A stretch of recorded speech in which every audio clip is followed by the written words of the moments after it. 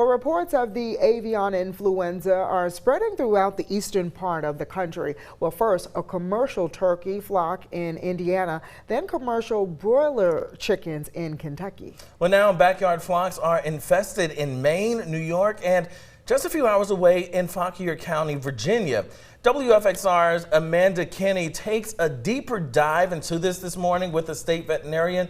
Amanda, good day to you. Good day to you, Charmaine and Evan. Now, according to the CDC, this is the first detection of the virus in the U.S. since 2016. You may remember back in 2015, a large outbreak spanning more than a dozen states affected more than 50 million chickens and turkeys. Now, the birds either died from the virus or were destroyed to stop the spread of the disease. State veterinarian Dr. Charles Broaddus joins us now first. So welcome, Dr. Broaddus. Thanks for joining us this morning. Good morning. Glad to be with you. So for those who may not be familiar or may not know, can you explain to us exactly what avian influenza is? Certainly. Avian influenza is a viral disease of birds, primarily affects wild waterfowl and domestic poultry.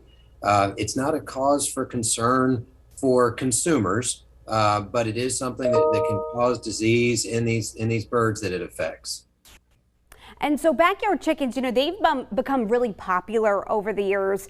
What can folks do to protect their own flock, especially now that we're seeing these reports in these backyard chickens?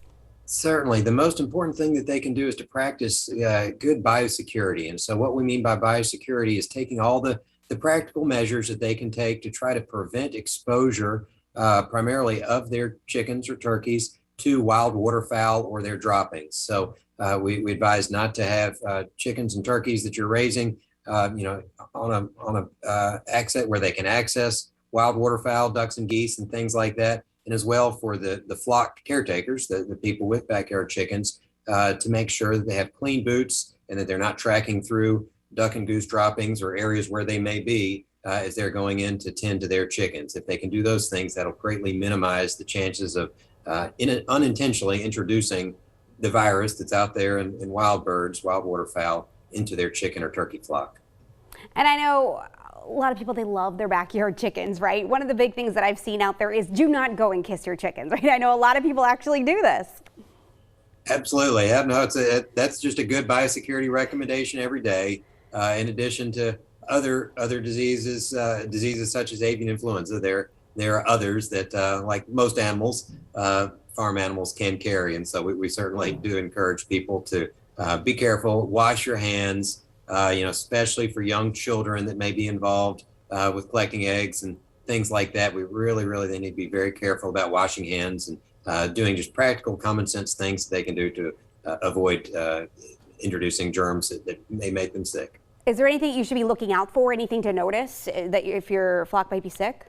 Sure. For the birds, when they're affected with avian influenza, sometimes it can make them very sick very quickly. And so we consider that those birds to act depressed in the sense that they are not eating or drinking very well, and they can really just, they really don't look like they're feeling well. And it can also cause them to die fairly quickly. So if there's any unexpected sudden deaths in their flock or birds that are just really lacking energy and not feeling like eating or drinking, those could be signs of avian influenza. They could also be signs of other diseases that we would work with the flock owner to rule out, but they could be signs of avian influenza, and we would like for them, flock owners, to call us. They can call us at the Virginia Department of Agriculture or email us with any reports like that, and we will gladly be in touch. Yes, and we do have that number on the screen for anyone who may have a sick flock, and they have that number there on the screen for them to call. All right, Dr. Broaddus, thanks so much for joining us this morning on Good Day, Virginia.